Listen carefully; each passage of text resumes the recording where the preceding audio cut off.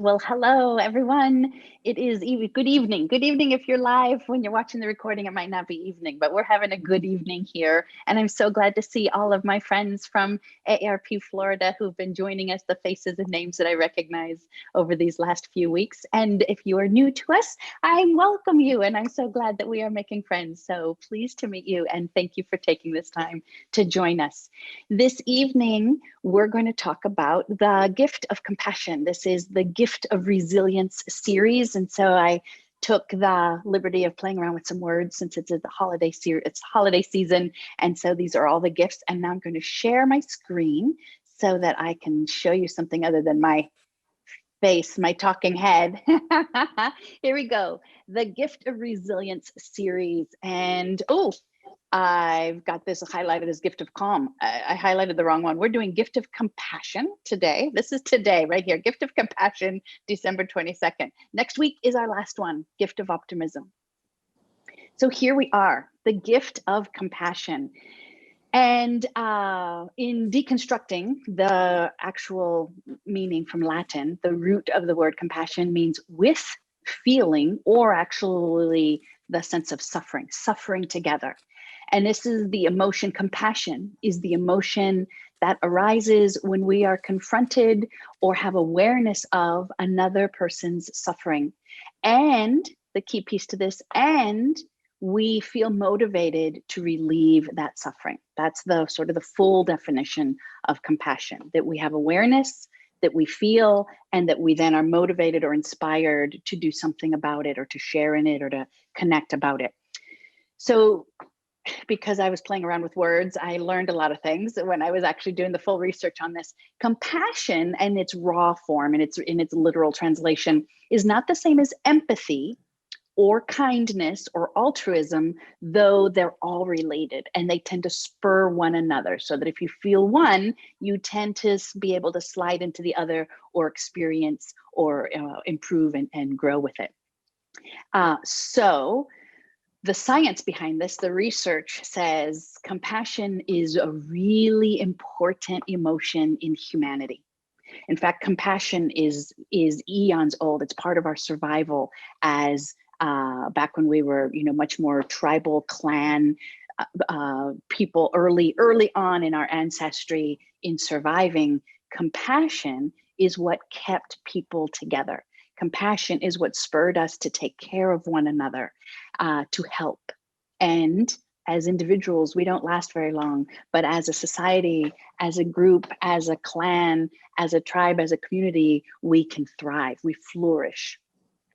As I said, compassion is not the same as empathy or altruism in its true or raw definition, but they are all connected. And empathy refers more generally to our ability to take the perspective of that person and to feel the actual emotions they're feeling.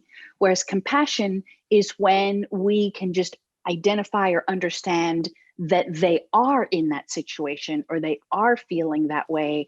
And then we have that sense of motivation to help. And it's that desire to help, or that sense of connecting to that person, that makes it compassion. Altruism can be that sense of helping others, but it doesn't necessarily.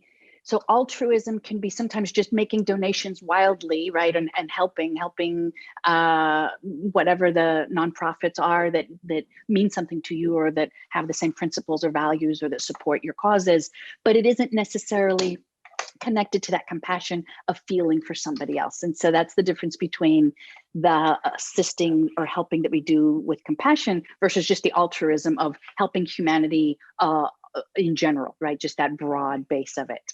And so let me come back here and swing this. So I love this quote that the Dalai Lama, and I don't know if you've read his book, but he's got a great book, The Book of Joy. If you want others to be happy, practice compassion. If you want to be happy, practice compassion. That's so powerful. That's it completely. That is the essence. That's the thread and the fiber of connectedness. That's what brings us together as humankind. And according to the latest science, years, there have been decades of science, the research on this is so fabulous, especially now that we can actually track it with technology and show, we can have graphs about what's happening in our head, what's happening in our heart, in our blood chemistry, in our immune systems. It's just so great. I love how science has helped what we've known, the wisdom cleric ancients for centuries. We've known some of these things, but now we actually have proof, right? The data. True happiness comes from practicing compassion.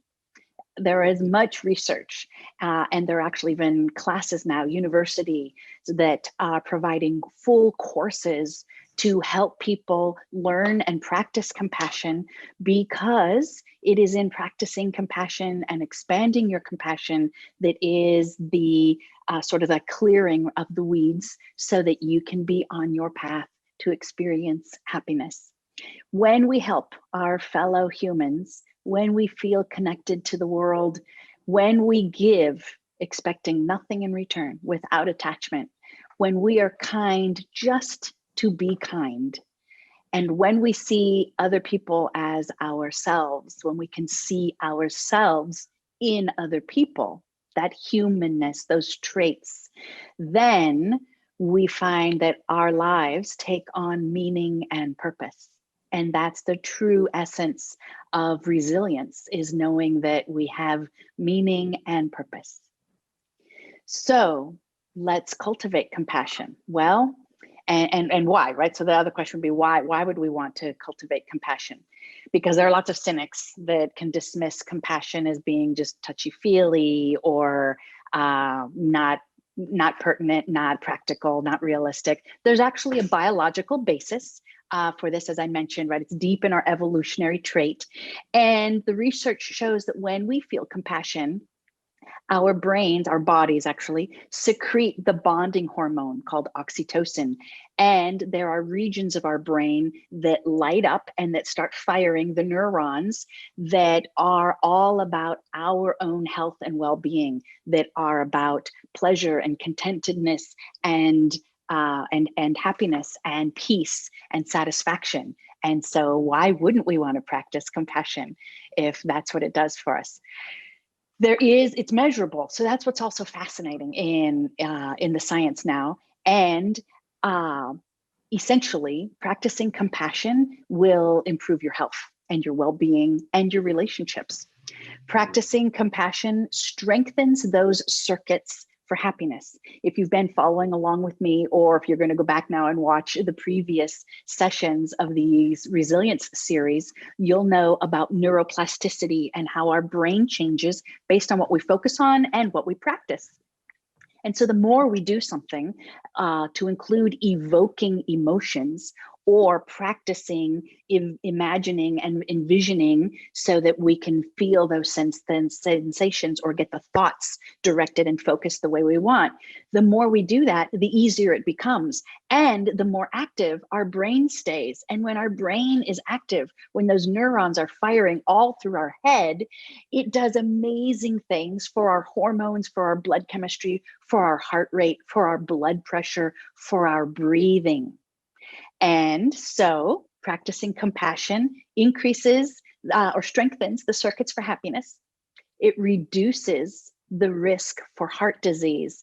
This part, I think, is fabulous and fascinating because it can lower, there's a single nerve that connects the head to the heart. I've mentioned it before. It's called the vagus nerve, VAGUS.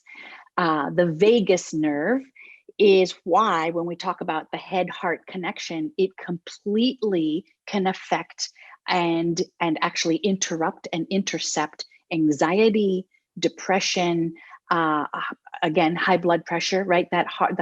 Those elements that can lead to heart disease or that can lead to being over the edge in either depression or anxiety. And so this connection, this brain, this nerve is so good when we tune in to compassion, when we identify it, when we claim it, and then when we allow ourselves to lean in and feel it, it boosts that effect of that vagus nerve so that it calms our entire body.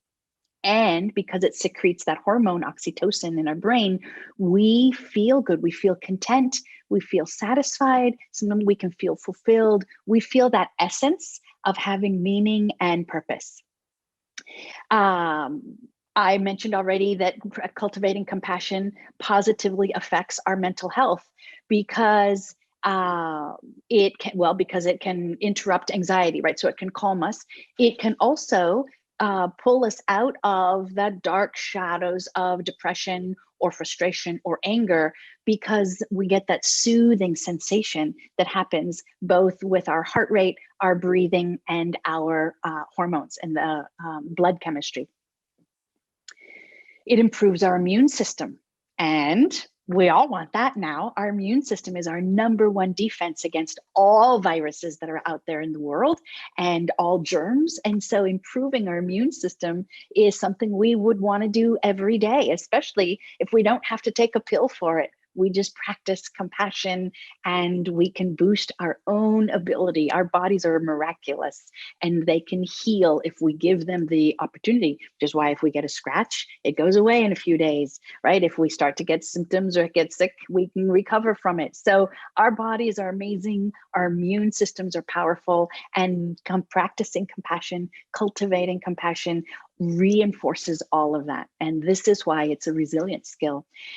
It makes relationships better. Well, of course it would, right? We are better children, we are better siblings, we are better spouses, we are better parents, we are better friends, we are better neighbors when we cultivate compassion, because we have actually better opportunity for communicating.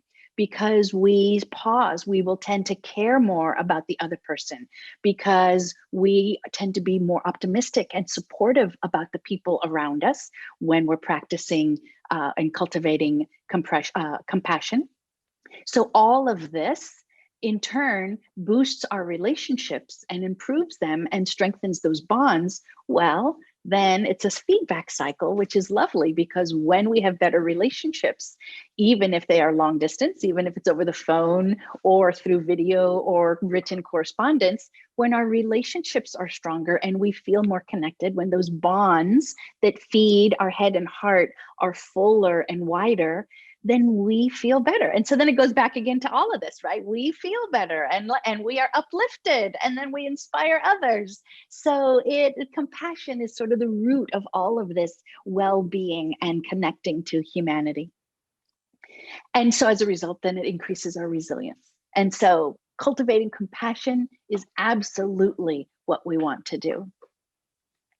Practicing compassion.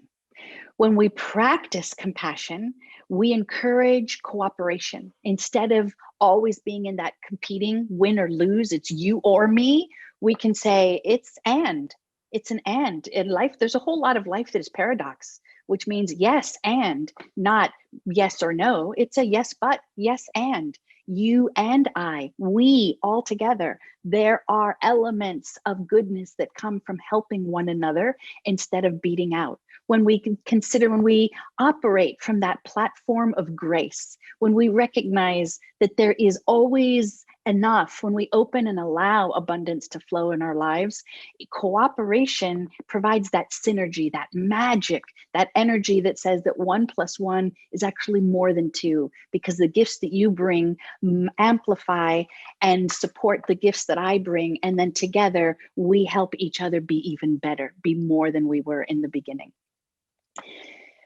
When we practice compassion, or in order, I should say, even say to practice compassion, in order to practice compassion, we need to see people as individuals instead of just a label, instead of a stereotype, instead of just a demographic, instead of just an organization where we can perhaps sometimes feel maligned or misunderstood or not in keeping with their construct or some of the activities of some of those people. But when we look at the individual and we actually make connection and have interaction with people as individuals, then we are practicing compassion. That's as simple as it takes sometimes to practice compassion. See the individual. My dad used to tell us when we were growing up, to always look someone in their eyes. And if they weren't wearing a name tag, if it were just, somebody passing on the street or somebody in the park or standing on the street corner, to ask their name, to greet a person by name, to look them in the eyes, that is to see them. And we as humans, that is some of our basic, Carl Jung and many others would say, that is some of our basic needs, right? As a human, as a soul in this physical body, is to be seen, to be heard, to be acknowledged, to know that we exist, that we are here. And then that's the connection that makes us better together. So then we could look for commonalities. And so practicing compassion in your everyday is to find even just the one piece, the one thread that is common between you and that other person. Finding commonalities helps us then understand and reminds us that they are also human in their struggle, in their journey, in their lessons, in their purpose, in their practicing being human, in their learning and failing and fumbling, as we all do. And so when we find commonalities, we can understand. And then we can usually be more forgiving and we can be compassionate. That is practicing compassion, understanding what they're feeling or that they are feeling that, and then offering the help or being inspired to assist. And sometimes that assistance is in giving them the space to figure it out, or in forgiving them and not holding grudges so that they can learn from their mistakes. Practicing compassion also can happen when we calm our inner worrier, not to be confused with our inner warrior, which, right, we also use as a resilient skill. But our inner worrier is that negativity bias. I talked about that a couple gifts ago in resilience. And so as a resilience, or as a basic brain science, our brains are wired to see the negative. That's called the negativity bias, and it's just how it is. We will see and notice and remember the negative things that happen in our day or that come up on the news or that are out in our world. We will see that more glaringly, and it will stay in our brains longer than the positive items, which is why we have to hunt for the good stuff. We have to look for the positive. We have to see people as individuals and look for the commonalities, and then stop that worrying and calm ourselves and breathe, and then model kindness. When we model being kind to anyone, whether it's holding the door open to the person lagging behind or whose hands are full or who are older or look as though they are more struggling physically than we, when we pause and are kind in any gesture, it models for anybody else around or everybody else around. It models that. And there are some fabulous studies, and you can probably go on the internet and look up for kindness scientific studies, or they do some impromptu back before we had to be masked and apart from people. There have been some fabulous street side social science studies that have shown the impact of witnessing an act of kindness and how that magnifies, and how many people then behave in a kind manner because they witnessed one person being kind.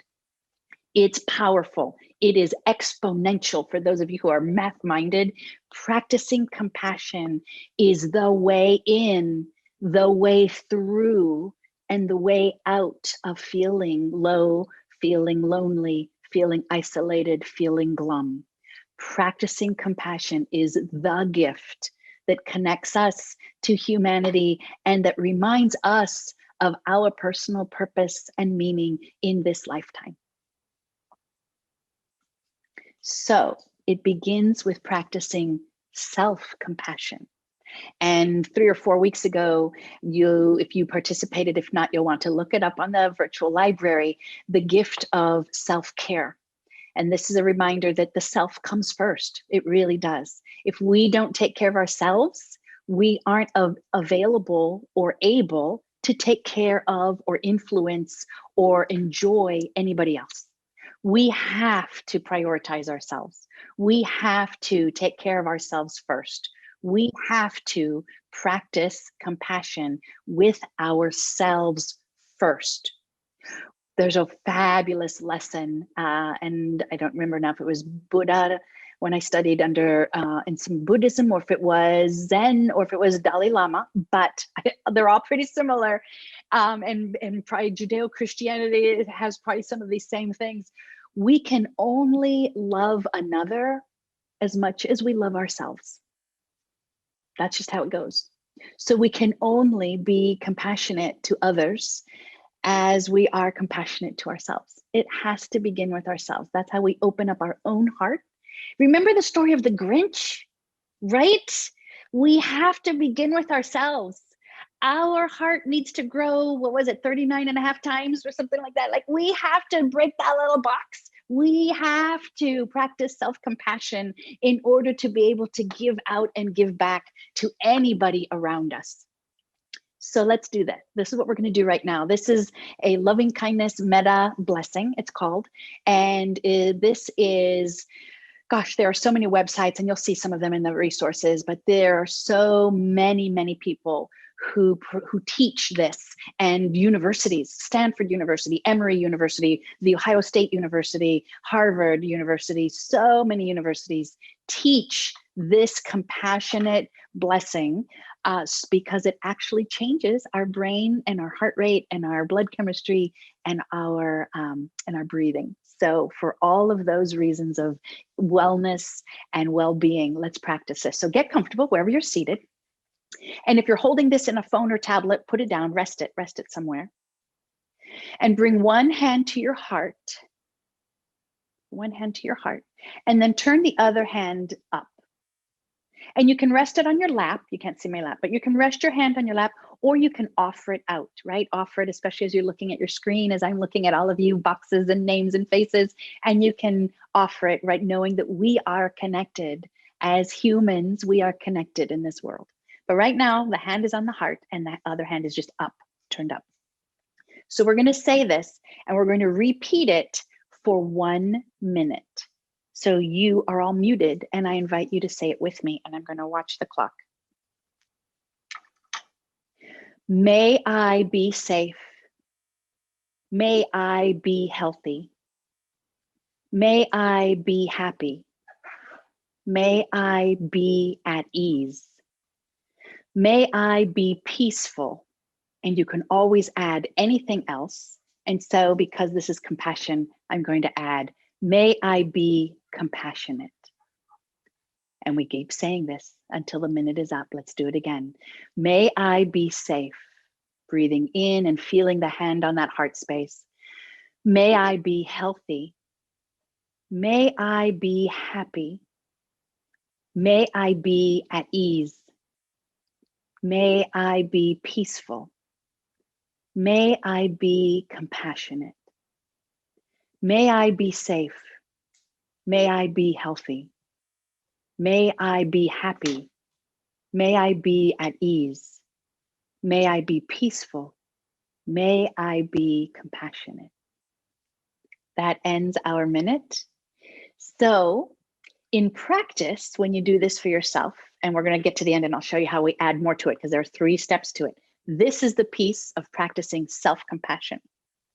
Most teachings and most of the science and research would tell you to practice this for at least 3 minutes. You've heard me say that before, right? 3 minutes make great changes in the brain.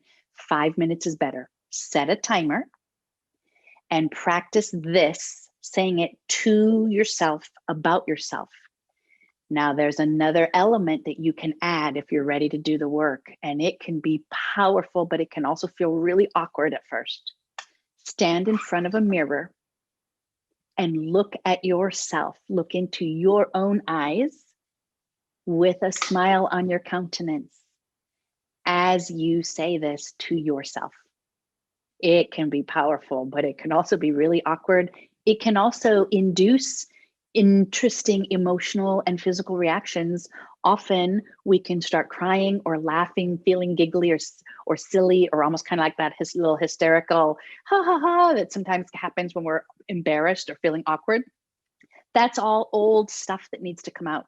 Those are the emotions or the judgments that we're holding ourselves that are tying us down, that are preventing us from being vulnerable, or as Brene Brown, that prevents us from being wholehearted, right? We need to be awkward, brave, and kind. I love those words from Brene Brown. And it is all about the vulnerability that it takes to be real. And we have to be real if we want to be resilient. And we have to be real if we're going to take care of ourselves. Let's be real. The full version of this blessing is verse number 2 and verse number 3. So let's do this together now. Now, with the hand still on your heart, now with this hand, instead of it being on our lap, or sometimes when I start out, I have both hands on when it's the may I, right? May I, may I, may I, may I. Then I shift it. And now I say it to, sometimes I say it to the person that I'm visualizing in particular, or that I see on my screen. If I have a private client, or if I'm teaching a yoga class, I say it to my students that are practicing yoga with me.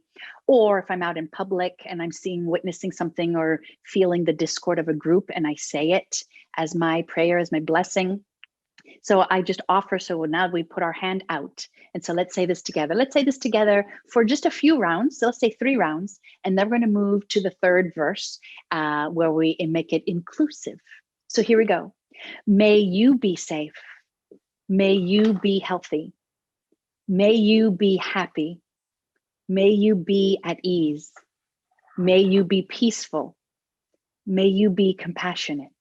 Again, may you be safe. May you be healthy. May you be happy.